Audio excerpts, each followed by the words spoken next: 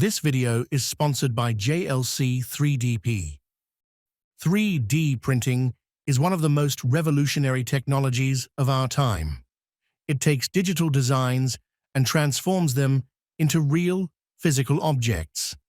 This is done using a machine called a 3D printer, which works by melting plastic filament at the nozzle and then building the object layer by layer.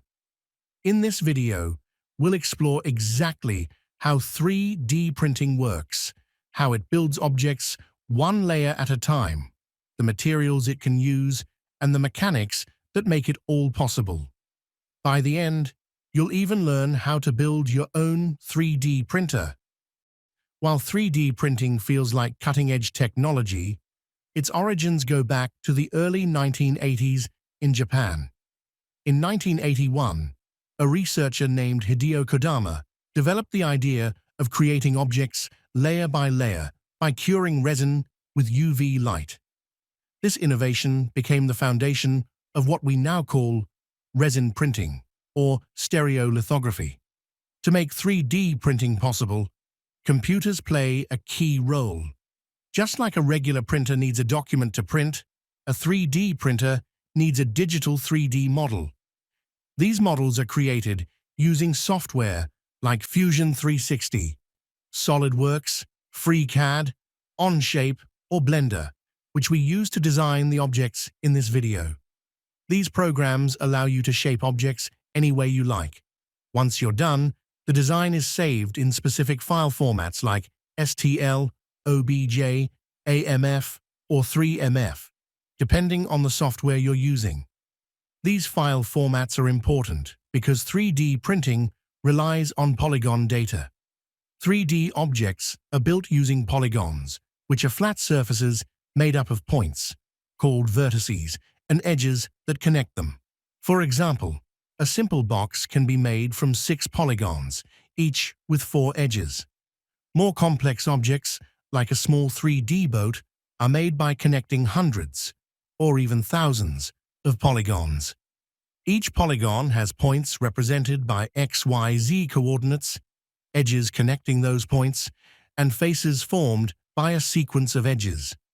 This system of numbers is how 3D models are stored and processed. If we look inside the STL file of a cube, we can see the data like this, a list of triangular faces which contain 3 vertices each.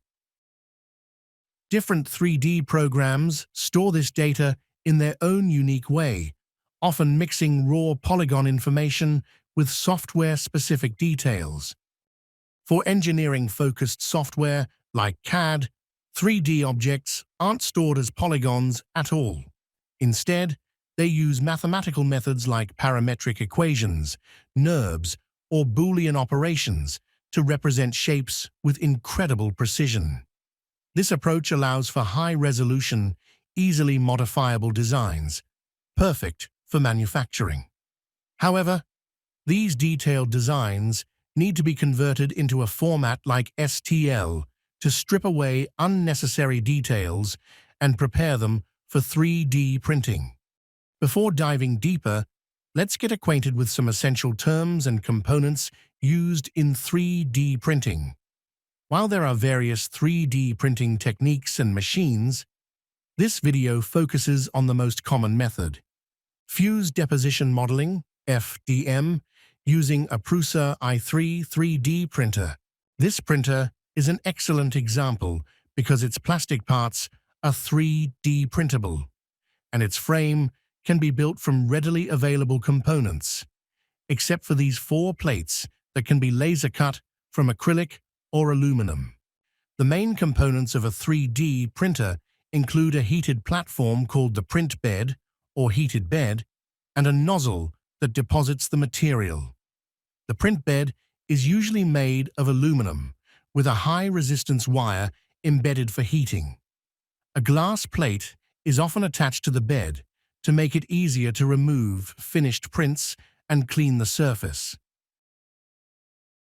A heated bed is crucial for improving adhesion, reducing warping, and ensuring consistent high-quality prints, particularly with materials that have higher thermal requirements. The filament, which serves as the printer's raw material, is fed by a motor, and it is called the extruder. In this particular design, the extruder is directly connected to the hot end assembly, a configuration known as a direct drive extruder. Alternatively, some designs place the extruder on the frame and use a heat-resistant Teflon tube to push the filament to the hot end. This setup is called a Bowden extruder. Each design has its advantages and trade-offs. Direct drive extruder offers excellent control over flexible or specialty filaments and provides precise extrusion for detailed or small prints. However, because the motor is mounted on the print head, it adds weight, causing more inertia and vibrations during high-speed motion. Bowden extruder reduces the weight of the print head, enabling faster, quieter movements and higher print quality for large volume prints. However, it may struggle with flexible filaments due to the longer filament path. The nozzle is part of the hot end assembly, which is crucial for melting and extruding the filament. Nozzles come in various diameters for different print resolutions and are attached to a heating block. This block contains a cartridge heater to heat the filament. As the filament melts, it is extruded through the nozzle. A critical component of the hot end is the heat break, which prevents excessive heat from traveling up to the body of the hot end. To aid heat dissipation, the hot end body features cooling fins, often paired with a small fan. Proper cooling is vital to prevent the filament from softening prematurely, which could lead to clogs in the nozzle.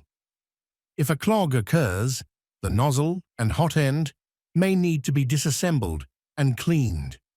Additionally, another fan is typically used to cool the extruded material quickly, ensuring it solidifies and adheres firmly to the previous layers. To create an object layer by layer, the nozzle and print bed must move within a three-dimensional space defined by the XYZ axes, known as the Cartesian coordinate system. In this printer, the nozzle moves along the X and Z axes, while the bed moves along the Y axis. These three axes allow the nozzle to reach any point within the 3D printing volume. The maximum dimensions of these axes define the build volume, which limits the size of the objects you can print. This type of printer is often referred to as a bed slinger. It's easy to build and intuitive to understand. Another arrangement, called CoreXY, has the nozzle moving along the X and Y axes, with the bed moving up and down along the Z axis. In CoreXY printers, all motions are confined within the build volume, allowing the entire system to be neatly enclosed with covers. If you're interested in building your own 3D printer or bringing your designs to life, let me introduce you to our sponsor, JLC 3DP. It offers a wide range of printing technologies and materials. Ordering is simple. Just upload your STL files and you'll instantly see your parts with multiple customization options. You can choose your desired 3D technology, along with different materials, colors, and surface finishes. Best of all, the pricing updates automatically based on your selections, so you always know the exact cost. JLC 3DP provides multiple delivery options worldwide, and it starts from as low as $0.3, and it is worth a try. So, if you're ready to bring your next 3D project to life, head over to jlc3dp.com and start building today. Let's examine how the axes of a 3D printer move. Each axis relies on solid steel shafts paired with linear bearings to enable smooth and precise motion, often referred to as linear rails. Bearings contain steel balls or rollers that act as tiny wheels, reducing friction and ensuring smooth, linear movement along the shafts. Precision in these components is critical for 3D printers. If a bearing has even a slight wiggle on the shaft, the resulting displacement can magnify, especially when the bed or nozzle is attached to that axis. This can lead to unevenly stacked layers or even cause the print to fail. On one side of the bed's axis, a motor drives a timing belt that runs along the axis and through a roller on the opposite side. Unlike standard pulleys and belts that may slip, a timing belt is designed with teeth that mesh precisely with the pulley, ensuring that every rotation of the pulley corresponds to an exact displacement of the belt. This connection allows the bed to move accurately along the axis, as controlled by the motor. A similar setup is used for the X-axis, where the hot end is mounted. The Z-axis, however, operates differently. It also relies on two shafts and linear bearings, but uses lead screws to achieve motion. A lead screw is like a regular screw, but has smoother thread angles for easier movement. Similar to how a screw and nut work, rotating the nut in one direction moves the nut upward, while rotating it the opposite way moves the nut downward. Alternatively, the same motion can be achieved by fixing the nut and rotating the lead screw. The amount the nut moves during one full rotation of the screw is called the lead. Most 3D printers use a T8 lead screw with an 8mm lead, meaning the nut travels 8mm for every full rotation of the screw. The lead screw is connected to the motor shaft using a coupler, and this system converts the motor's rotary motion into linear motion, providing a mechanical advantage. For example, if the motor uses a 12mm diameter pulley like the other axes, a single rotation would result in 37mm of linear travel. However, with the lead screw, the travel distance is reduced to 8mm per rotation, trading distance for an increase in force. This mechanical advantage makes lead screws ideal for lifting the Z-axis, as they provide the necessary strength while maintaining precision. Unlike the X and Y axes, which require frequent and high-speed movements for each layer, the Z-axis only moves when a layer is completed, making the slower but more force-efficient lead screw system ideal. Now you have a clear understanding of how the kinematics of a bedslinger type 3D printer work. In the CoreXY design, lead screws are used to move the bed along the Z-axis, while the hot end is driven by two motors mounted on the frame. Unlike designs where each motor controls a single axis, the CoreXY system uses both motors to control movement in the XY plane through a unique pulley system. The carriage is attached to two belts that run through the motors. To move the carriage along the Y-axis, both motors pull the belts in the same direction. For X-axis movement, the red belt is pulled from one side and the blue belt is pulled from the opposite side, requiring the motors to rotate in opposite directions. If only one motor rotates, the carriage moves diagonally at a 45-degree angle. This belt system is more complex than in other designs, but allows the bed to remain stationary in the XY plane, moving only along the Z-axis. This makes CoreXY ideal for larger beds, as it avoids the vibration and instability issues that occur when moving heavy beds back and forth in bedslinger designs, especially with taller prints. Choosing a design depends on your specific needs. Beyond shafts and linear bearings, other methods for creating linear motion include using V-slot aluminum profiles combined with V-slot bearings. This approach cleverly uses the frame itself as a rail and is common in printers like the Ender 3. For high-end, precision printers, linear guide rails are often used. These feature specialized bearing blocks, riding on stainless steel bars optimized for precise motion, commonly found in industrial-grade machinery. Over the years, various 3D printer designs have emerged. Delta printers use 3 linkages, moving up and down, to position the hot end in 3D space, resulting in taller machines compared to standard designs. Another innovative design uses a conveyor belt as the print bed, creating an infinite Z-axis, allowing for continuous printing and mass production of identical objects without restarting the printer. Finally, robotic arm 3D printers bring the versatility of industrial robotic arms to 3D printing, offering motion capabilities beyond traditional linear rail systems.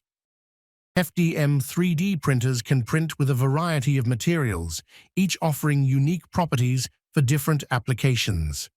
The most common is PLA, a biodegradable, beginner-friendly filament, ideal for models and decorative items. For more durable prints, ABS provides strength and heat resistance, making it perfect for functional parts. PETG combines flexibility and toughness, making it a favorite for mechanical components and food-safe containers. Flexible materials like TPU are great for creating rubber-like objects such as phone cases or gaskets, while nylon offers exceptional strength and wear resistance for gears and hinges. Specialty filaments like wood-filled and metal-filled create unique textures and appearances, mimicking wood and metal. Now let's talk about the electronics in 3D printers. It mainly consists of motors that move all the axes and extruder, the heating elements and temperature sensors on the nozzle and heat bed, cooling fans on the hot end, the limit switches on some designs, graphic display, the microcontroller that controls all these, and the power supply unit that powers these components. First, we have the motors, specifically stepper motors. These aren't the same as the continuous rotation motors found in fans or hairdryers. Stepper motors, like the commonly used NEMA 17 in 3D printers, move in precise steps rather than spinning continuously when powered. Here's a simplified explanation of how they work. A stepper motor has two main parts: the rotor, the rotating part, and the stator, the surrounding coils. Imagine the rotor has two sets of 3 teeth, with one set being magnetic north and the other south, offset by 1 tooth. The stator has 4 teeth, with opposing pairs connected by the same coil. When the coil is powered, it creates magnetic poles, and the rotor's north tooth is attracted to the stator's south pole, while its south tooth is attracted to the stator's north pole. If power shifts to the next coil, the rotor moves one step. Since the rotor has one pair of poles more than the stator, only one pair aligns at a time. By sequentially powering and depowering the coils, the motor rotates step by step. Reversing the coil's polarity allows the motor to rotate in the opposite direction. In real NEMA 17 motors, there are many teeth for finer steps and additional coils for greater torque. But how does the stepper motor know how far to rotate? The answer lies in computers, though not the desktop or laptop kind. In this context, a computer refers to a programmable chip or circuit board capable of computations. Even the chip in a calculator or a Game Boy is a computer. The availability of consumer-grade 3D printers is closely tied to the advancement of computer technology, which became smaller, cheaper, and more accessible. In 2005, the open-source RepRap project, led by Dr. Adrian Boyer, marked a turning point for 3D printing. RepRap, short for Replicating Rapid Prototyper, aimed to create self-replicating 3D printers. Around the same time, the Arduino project emerged, simplifying electronic prototyping for hobbyists and providing easy access to tiny computers called microcontrollers. These programmable chips, also known as microcomputers, allow us to write specific tasks and control devices like 3D printers. Together, these innovations laid the foundation for the accessible and versatile 3D printing systems we use today. This Prusa printer comes with its own control board, but if you like to assemble the circuits, we can use an Arduino Mega, a general-purpose microcontroller, combined with a RAMPS 1.4 board. The RAMPS board is specifically designed to pair with the Arduino Mega for building 3D printers and CNC machines. It simplifies the setup by providing connections for the power supply, heated bed, hot end, temperature sensors, fans, limit switches, stepper motor drivers, and stepper motor terminals. Stepper motors rely on small driver boards to precisely manage their rotation. To establish a reference point, limit switches are typically positioned at the ends of each axis, marking the 0 or home position for the printer to operate from. In Prusa printers, however, limit switches are replaced by a clever alternative, by detecting a spike in the stepper motor's current when it encounters resistance, such as reaching the end of an axis. For the power supply, it's essential to calculate the total wattage needed by the electronics. While the exact requirements depend on the specific components, an average estimate suggests around 300 watts, typically supplied as 12 volts at 25 amperes. If you plan to use a larger heated bed, you may need a power supply with a higher wattage. Before we can use the electronics, we need to load a special program or firmware onto the Arduino Mega. This is similar to installing an operating system on a computer. In our case, the firmware is called Marlin, which can be downloaded from its official website. Before uploading it to the Mega, we need to adjust some settings in the code. These settings include the type of printer, its size, the type of stepper motor drivers, the LCD controller model, whether or not to use an SD card, motor acceleration speeds, the type of sensor used for bed leveling, and more. Configuring these options can be a bit complex and deserves its own dedicated explanation. For a detailed guide, you can check out Teaching Tech's video on configuring Marlin. So, what does Marlin firmware do? It translates G-code into mechanical actions, such as moving stepper motors with precise steps, heating the hot end and bed, and maintaining their set temperatures based on inputs from temperature sensors. G-code is a simple and readable code format that has been used to control machines since the late 1950s. Even during the era of giant computers, engineers utilized G-code to automate machine operations. For example, this G-code command moves the hot end to 50 millimeters on the x-axis and 50 millimeters on the y-axis, extrudes 10 millimeters of filament, and sets a speed of 1,500 millimeters per minute. Each line of G-code corresponds to a specific machine operation. In the early days, these G-codes were written as binary data on punch tapes and fed into computers. Understanding how those punch tape systems worked has become a lost art of computing. Today, however, G-codes are easily generated by slicer software, simplifying the process for 3D printing.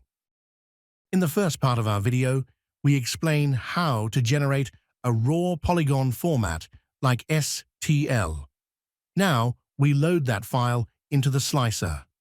The slicer is a software that divides the model into countless thin layers and produces a G-code file.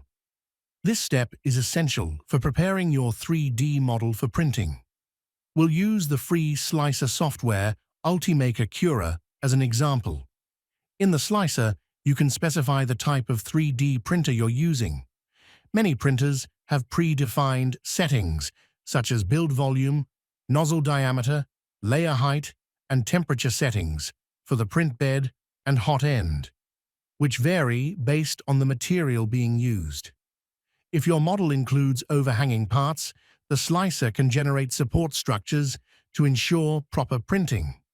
For models with a small base, The slicer offers additional options like brim, a thin layer of filament extending from the model's base to improve adhesion, or raft, a solid, thicker layer beneath the model for extra stability, and skirt, a preliminary outline around the model to prime the nozzle for consistent material flow. You can also select infill patterns, which determine how the interior of the model is filled. This is crucial, as filling the entire object would waste material and increase costs unnecessarily. The slicer lets you preview the hot end's movement and provides an estimate of the print time. Once satisfied, click Save, and the slicer will save the G-code. You can transfer this G-code to the printer via an SD card or connect the printer directly to your computer. Before printing, it's vital to level the print bed by sliding a piece of paper under the nozzle at 4 corners and adjusting the bed springs until you achieve uniform friction. High-end printers often include auto bed leveling features using distance or touch sensors. Once the bed is leveled, you can start printing your 3D model. Then you wait, potentially for hours. While the term rapid prototyping might imply speed, it's important to manage expectations. Compared to traditional prototyping, which could take months, waiting a few hours truly is rapid progress. I hope this video has helped you understand the basic operation of a 3D printer and the role each part plays in the process. However, it's important to note that this is just a general overview of how FDM, fused deposition modeling, printers work. There's so much more to explore, including various filament types and other printer technologies. Today, we have advanced 3D printer boards and firmware like Clipper, which offer incredible capabilities far beyond older technologies like the Ramps board and Marlin firmware. Some consider these earlier technologies outdated, but they played a pivotal role in shaping the 3D printing landscape we know today. It's important to honor these innovations before they fade into obscurity amidst the rapid evolution of modern tech. The fact that G-code, first developed in the 1950s, remains a vital part of machines like 3D printers is a testament to the longevity and brilliance of early engineering. As Sir Isaac Newton once said, "If I have seen further, it is by standing on the shoulders of giants." Let's take a moment to appreciate the innovations of the past that have paved the way for our modern advancements. If you enjoy learning how things work, don't forget to subscribe to my channel. Thank you for watching until the end, and I'll see you in the next video.